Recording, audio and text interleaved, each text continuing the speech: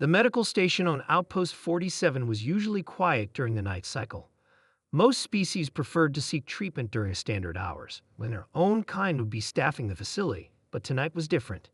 Dr. Sarah Chen was halfway through her night shift when the emergency doors slid open with a hiss.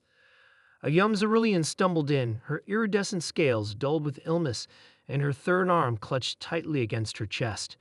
The girl's respiratory frills fluttered weakly as she struggled to breathe. Sarah noticed immediately that none of the usual Cerulean medical staff had accompanied her.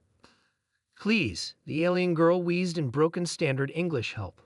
Sarah rushed forward as the girl's legs gave out. "I've got you," she said, carefully supporting the Cerulean's weight. The girl was burning up. Her scales were nearly hot enough to blister human skin.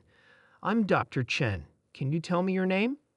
"Kiri," the girl managed between labored breaths. "Others wouldn't help," said "Humans don't know Cerulean medicine." Sarah's jaw tightened as she helped Kiri onto an examination bed.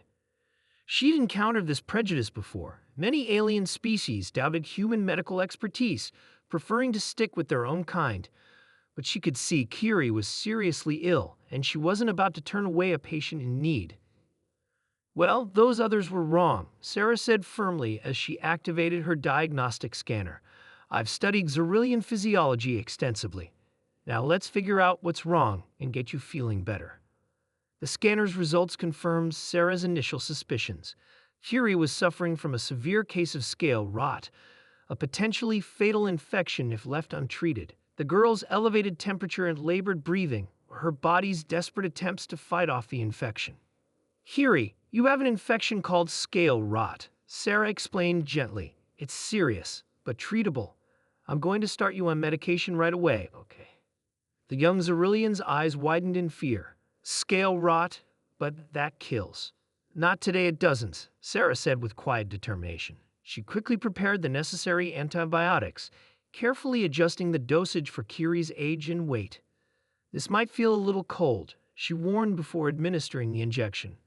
As she worked, Sarah kept up a steady stream of calm conversation, explaining each step of the treatment. She noticed Kiri gradually relaxing, her respiratory frills settling into a more regular pattern. "The medicine will take a few hours to really kick in," Sarah explained.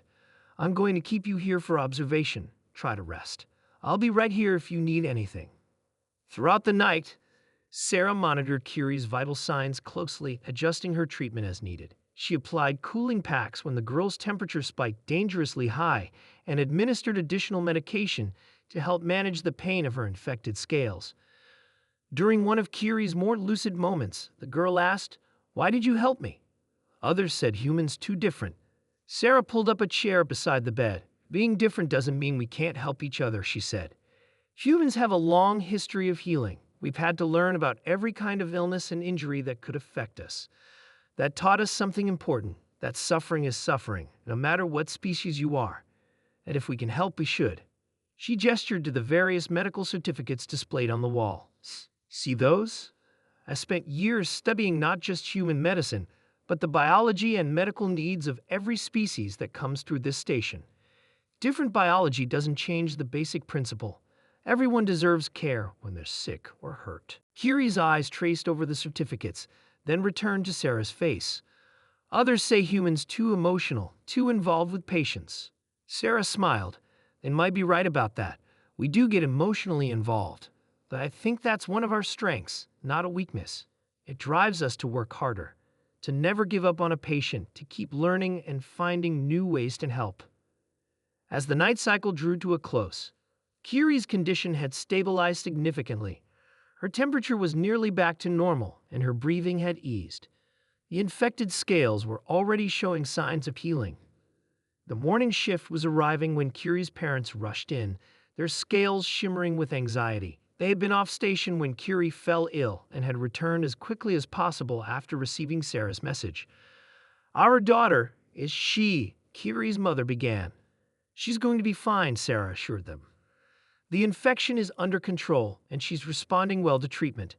She'll need to continue the medication for about a week, and I'll want to check her progress in a few days, but she should make a full recovery." The parents exchanged looks of relief, then turned to Sarah with their heads bowed slightly, a gesture of deep respect in Xyrillian culture. We heard others turned her away, Kiri's father said quietly. Said a human doctor couldn't help.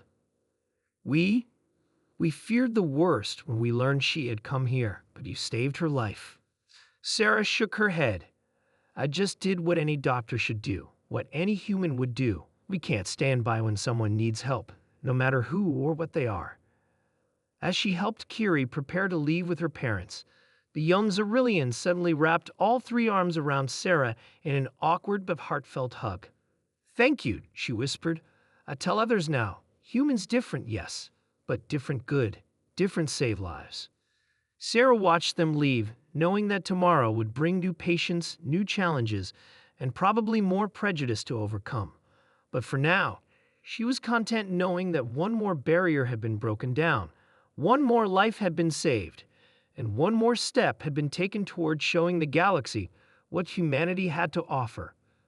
Because that was what humans did best.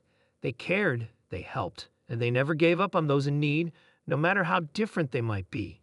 In a universe full of diversity, perhaps that was humanity's greatest strength of all.